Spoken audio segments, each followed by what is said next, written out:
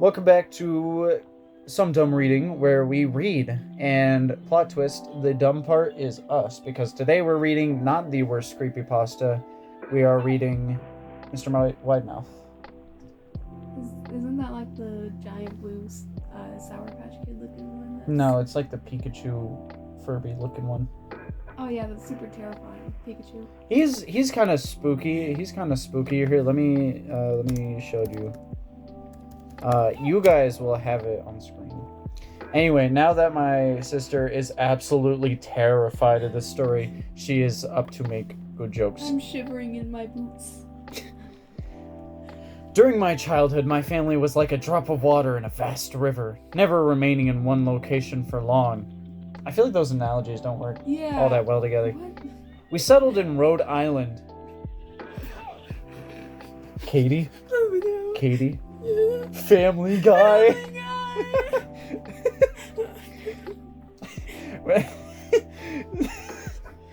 I can promise you too many of these jokes will be about Family Guy. When I was 8, and there we remained until I went to college in Colorado Springs. Most of my memories are rooted in Rhode Island, but there are fragments in the attic of my brain which belong to the various homes we had lived in when I was much younger. Most of these memories are unclear and pointless, chasing after another boy in the backyard of a house in North Carolina. One of his memories are just absolutely... Katie, you've never played tag? Well, why would he describe it as chasing after another boy in a backyard of a house? How else would he describe it? Playing tag. Yeah, but that's not Now as it sounds like he's hunting vivid. him down. He is. He's hunting The him loser down. of tag gets wide-mouthed. This is like Crazy Ball. Trying to build a raft on a float, in the house in North Carolina, trying to build a raft, to float on the creek behind the apartment we rented in Pennsylvania, and so on. But there is one set of memories which remains as clear as glass, as though they were just made yesterday. I often wonder whether these memories were made yesterday. It doesn't say that. Because it didn't happen yesterday. Are simply lucid dreams produced by the long sickness I experienced that spring. But in my heart, I know they're real. I know in my heart I loved Mr. Widemouth. I couldn't deny it anymore. Oh wait, no.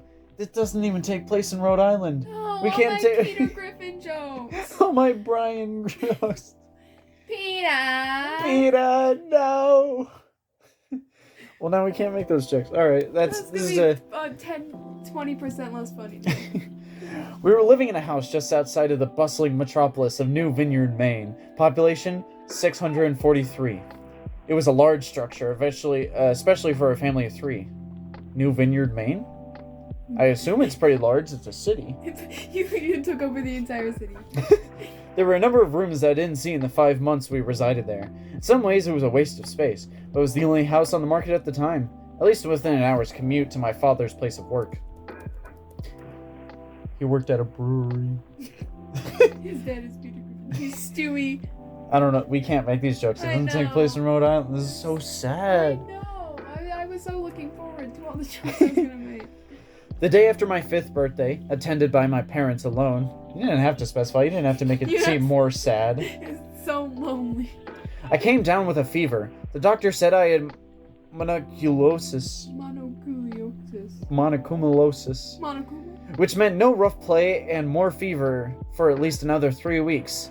It was a horrible timing to be bedridden. We were in the process of packing our things to move to Pennsylvania. Most of my things were already packed away in boxes, leaving my room barren. My mother brought me ginger ale and books several times a day, and these served the function of being my primary form of entertainment for the next few weeks. You know how entertaining ginger ale is. I played with ginger ale. That was the only friend I had.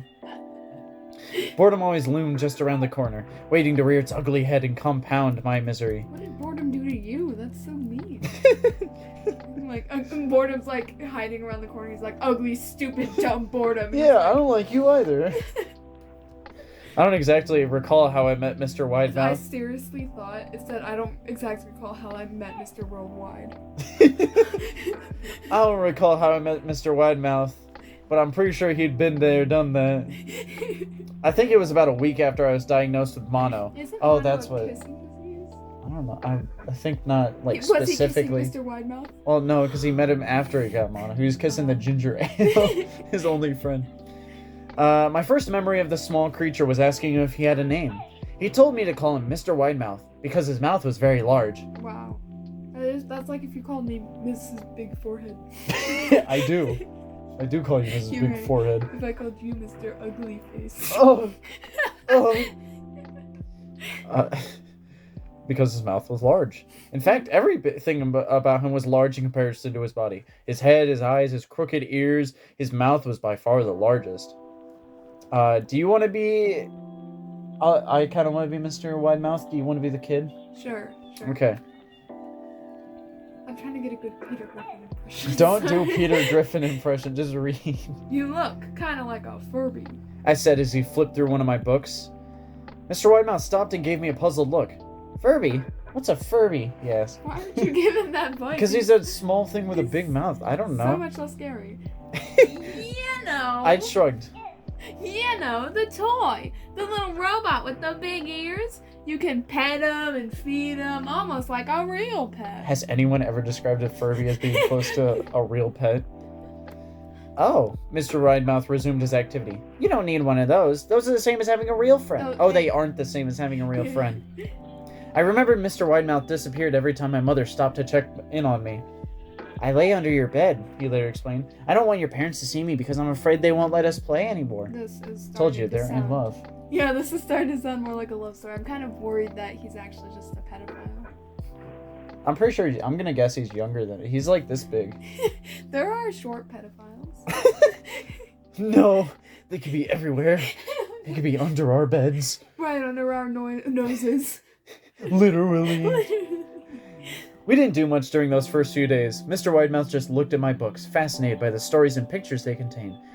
The third or fourth morning after I met him, he greeted me with a large smile on his face. Well, I assume every smile he had was large. Can he move his mouth besides anything but a smile? I have a new game we could play, he said. We have to wait until your mother comes to check on you, because she can't see us play it. It's a secret game. This is creepy. It's called the kissing game. And it's not creepy like a creepypasta way. It's like creepy like I want to call the police like jail way. Yeah. After my mother delivered more books and soda at the usual time, Mr. White... It's books and soda time. You know what that means. Does she go out and buy more books, or does she take his books away from him and then come back the next day? Re-gift them. Mr. Widemouth slipped out from under the bed and tugged my hand. We have to go to the room at the end of this hallway, he said. I objected at first, as my parents had forbidden me to leave my bed without their permission, but Mr. Widemouth persisted until I gave in. The room in question had no furniture or wallpaper. Its only distinguishing feature was a window opposite the doorway. Okay. Wild guess. Window's gonna have to do something with this. No, they just mentioned it so they could set the tone. The tone of the window. They could set the setting up so we know what it looks like. It's not going to come back in any way, shape, or form. Mr. Widemouth darted across the room and gave the window a firm push. Only took a sentence. Yeah, I thought it meant like he gave the kid a firm push out the window. Oh no! He then beckoned me to look out to the ground below. We're on the second story of the house. But it was on a hill, and from this angle the drop was further than 2 stories due to the incline. I like to play pretend up here, Mr. Widemouth explained. I pretend that there's a big soft trampoline below this window, and then I jump. If you pretend hard enough, you bounce back up like a feather. I want you to try. Oh no. I was a 5-year-old with a fever, so only a hint of skepticism darted through my thoughts as I looked down and considered the possibility. It's a long drop, I said. But it's all part of the fun. It wouldn't be fun if it was only a short drop. If it were, that way you might as well just bounce on a real trampoline. Just bounce on a real trampoline. Yeah, get a trampoline, idiot. Those are pretty fun. It's not like those are unfun. I toyed with the idea, picturing myself falling through the air only to bounce back on the window on something unseen by human eyes. But the realist in me prevailed, the realist of a 5-year-old. And he said a sentence ago, he was like, yo, I'm 5 with a fever. I was only a little skeptical. And now he's like, this doesn't make quite much sense to me. I'm a realist. I knew the secrets of the universe, and I knew Mr. Widemouth was up to something, but I'm not sure what. I don't know what he was planning, but I knew it couldn't be good. The realist in me prevailed. Maybe some other time, I said. I don't know if I have enough imagination. I could get hurt. Mr. Widemouth's face contorted into a snarl, but only for a moment. Anger gave way to disappointment. If you say so, he said. He spent the rest of the day under my bed, quiet as a mouse. Well, at least he didn't like, keep pushing him. But molest? Jeez. He's just trying to kill a child, not molest a child. Katie, calm down. The following morning, Mr. Widemouth arrived holding a small box. He's gonna propose.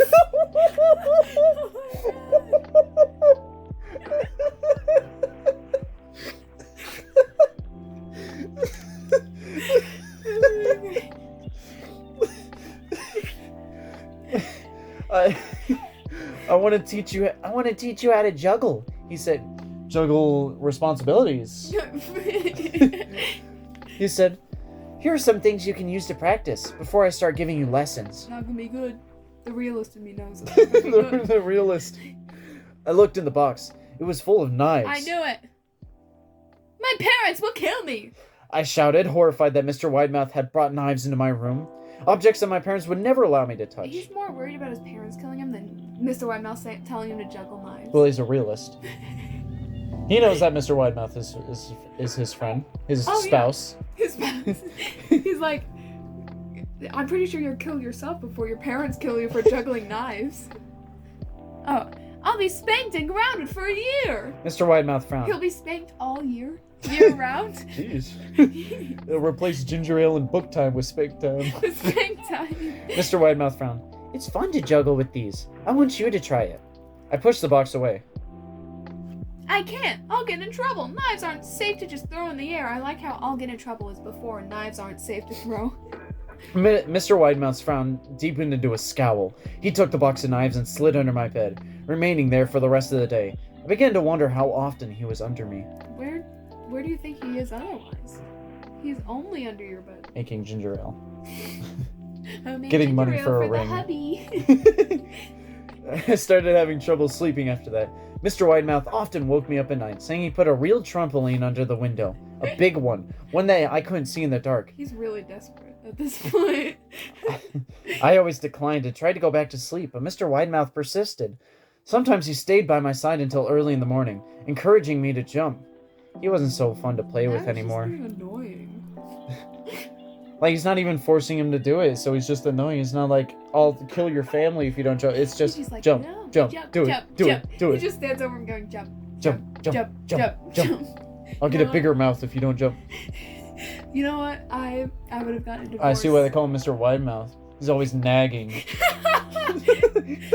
When your wife's always nagging you to jump out the window. And then show a picture of Mr. Widemouth. We need to make that. This is my wife. My mother came to me one morning and told me I had her permission to walk around outside. She thought the fresh air would be good for me, especially after being confined to my room for so long. Ecstatic, I put on my sneakers and trotted out to the back porch, yearning for the feeling of sun on my face. Mr. Widemouth was waiting for me. I have something you'll want to see, he said. I must have given him a weird look, because he then said, Actually, Chase, you messed up. See, it says, I have something I want you to see. Hey, shut up. Because then he said, it's safe, I promise. I wouldn't. I believe him. I don't. I'm gonna follow him. You know, I'm a realist. I would also follow him. I'm a realist. You guys can't see it, but it's a choose your own adventure that starts here that has follow him, don't follow him. We're gonna go on the follow him. Oh wait, no, he actually does follow him. I followed him to the beginning of the deer trail, which ran through the woods behind the house. This is an important path, he explained.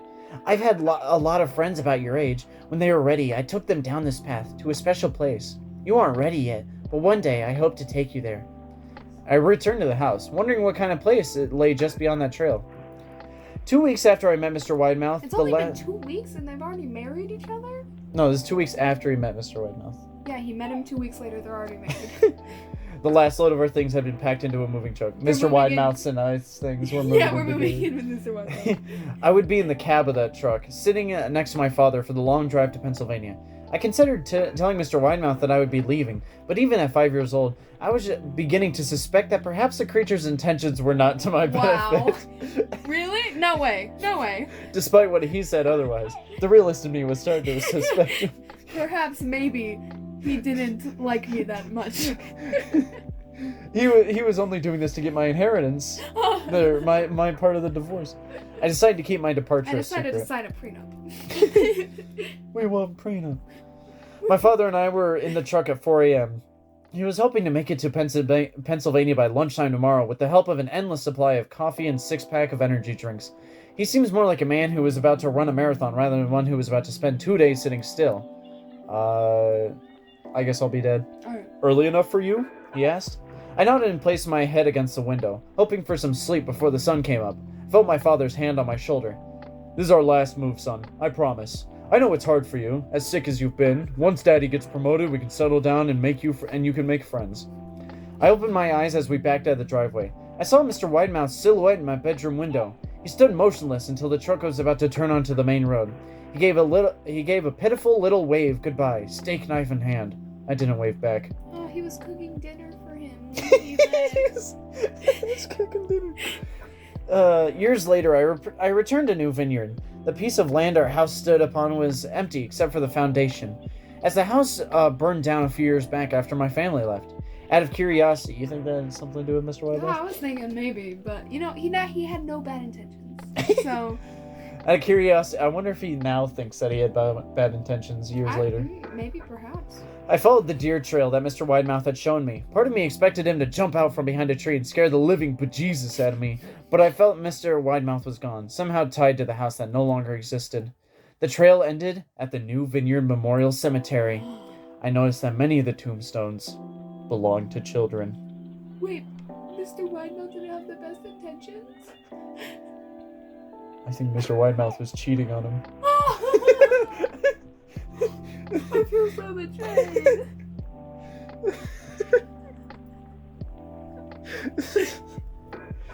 Oh man, that was good stuff. So final thoughts? This actually wasn't a creepypasta, it was the sad story of a cheating husband and It was a soap opera. You just imagine the slow-mo as the car drove away, Mr. Widemouth standing over the cooked steak dinner and being like... He never told me he was running off with his dad. Where was his mom? In the front. Well, she said nothing. I don't know. This is kind of suspicious. I'm like, Mr. Widemouth was cheating on him with his mom. No, stop. That's done. You're going too far. Anyway, yeah. Final thoughts. I was just giving an explanation about the author today. I'm just saying. I Final was tying thoughts? up all the loose ends. Final thoughts. I don't think they would have made a good couple. Kind of toxic, not gonna lie. I don't think he had the best intentions for him. Perhaps. Perhaps. So final comments then? I just respect the narrator for being such a realist. Really made it. We easy. need more 5-year-old realists in this world. Made it easier for me to relate to them because of how much of a realist I am. Yeah. All right. That's all. See you.